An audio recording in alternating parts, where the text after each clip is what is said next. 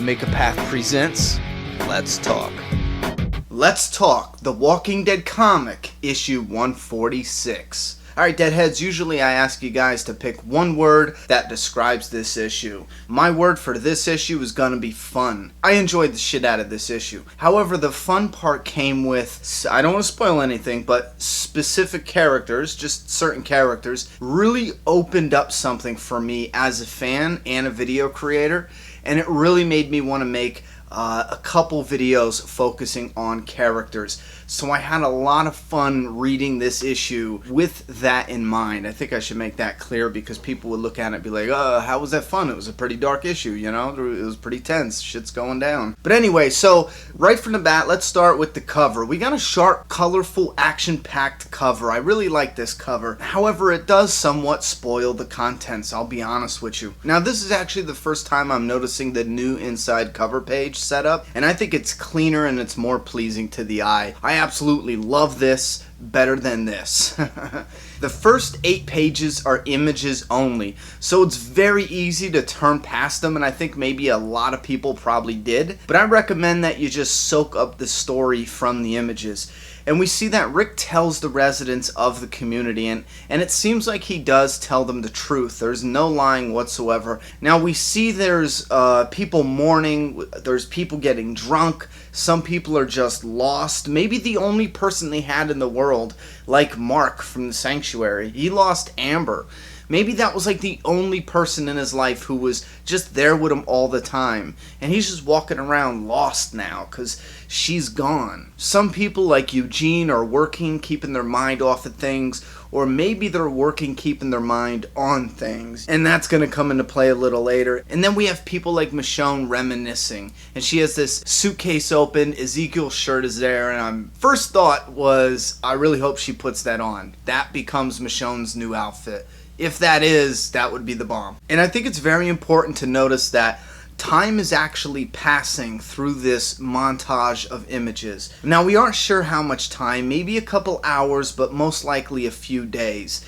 They hold a funeral service, and I know it's not up close, but I'm assuming that's Father Gabriel all the way in the back there. So finally, he's in an issue. I'm assuming that's him. And we see a very gloomy, rainy day with residents working on tearing down the fair. Since the fair's over, they're tearing it down, and I absolutely love this image, especially because we could see our leader, Rick Grimes, and Andrea walking in the rain. Now we break away from the images without any dialogue, and we go to images with a lot of dialogue. We see panel after panel of different residents, and mostly they're just fools and cowards, I feel, and they just want revenge right away. One resident of the hilltop even goes so far as to call Rick, well, he says, I never thought I'd live to see the day Rick Grimes became a fucking pussy. Then he suggests that Maggie should lead all the communities. Now, real quick, the reason why I say I think some of the residents are just fools and cowards, because we haven't seen them pull their own weight. These are residents, for the most part, we don't know what they did. For all we know, they're just here. You know, they're living the high life compared to the life outside in the wild, and that's all because of Rick Grimes and his gang of survivors. It's all because they went to war. It's all because they fought for it. Now, yeah, there's other people outside of that did, but I'm including them too. Everybody that we saw fight for this. You know what I mean? Now we have others living in that community because of what they fought for. Now, we didn't see anyone else fighting as far as some of these newer ones, even some that shouldn't be newer, like Josh's parents, but where the hell were they? We haven't seen them at all. Like, did they put any work in during all that war? If they did, it was so quick I missed it, you know? But I'm just saying, I think some of them, they need to just fall back. I kind of wish Rick, you know, did put them in their place. However, he didn't. He's staying chill about it. But Marco's comment, that was Marco, right? Anyway, his comment to Rick about Maggie leading all the communities, obviously this leads Rick to question Maggie about what happened, and this starts the whole conflict over the Gregory killing. So now we know it is confirmed Rick finally knows about Gregory. Maggie hadn't told him yet. Now, when Rick snaps, we get a little glimpse into his forward-thinking philosophy in a way. He brings up going back to the way things were. Should we just kill Negan, he says. This is where we get to understand Rick a little better, I feel. He asks if we should go back to the time where Maggie's father had walkers in the barn. He's like, how far back do you want to go? And I think that's very interesting, and it's very telling of Rick right now and how his personal philosophy of the way they should live now, because, again, like I call him a forward thinker, because Rick is saying the world went to hell and there were no laws, there's no order, and seemingly there's no hope for mankind to reestablish itself with any honor or dignity. Look at how Rick didn't even believe that a place like Alexandria really existed when he first got there. He even punched Aaron in the face. By that time, there was no hope for a better place, but they found it. And don't forget, Rick is a former cop, and he believes fully in law and order. And he wants to move away from being savages. Now, back to the argument.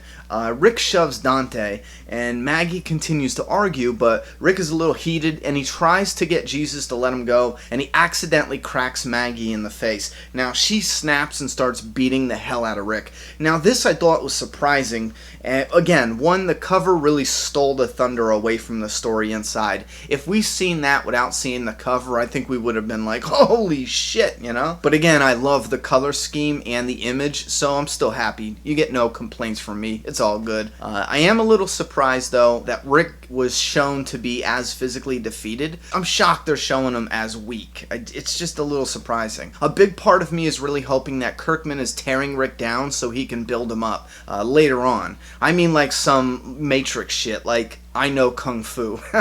Maybe even have Jesus train him. Rick can work out and train, and then later on, far down the line, give Rick a good warrior death. I feel like if he died right now, I'd lose a lot of hype for the comic, but I would be thinking, oh well, I'd rather him die right now than be weak and useless. On the same strength, though, Rick only accidentally hit Maggie, and he may have just been taking a beating because he loves Maggie like family, and he doesn't want to attack her physically. He didn't even mean to hit her in the first place. So that also could be a reason. Now, after they make up and everything's okay, which was quick and surprising, Rick walks away, and this is probably one of my favorite parts of the comic, and I guarantee a lot of people just skimmed right past these next few panels. If you forgot, remember the new beginning. When we first got introduced to the new Alexandria after the time skip, Rick was walking out to happy residents who greeted him warmly. But now he receives these cold stares, mean mugs from residents who used to love and respect him. I think that shit is deep.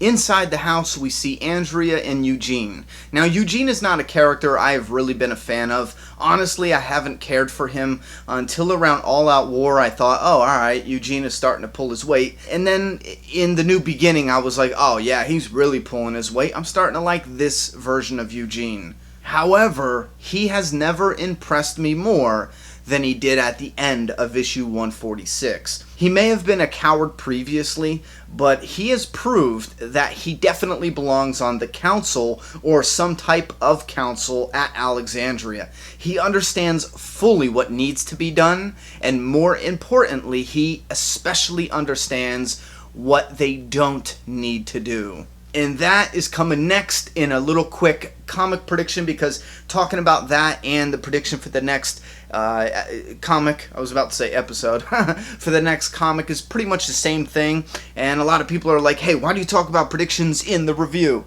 So we're going to chop it here, but I do want you guys to entertain me with some thoughts and opinions that you had about this issue. Leave those comments in that comment box. I'm done talking. It's your turn. Subscribe now.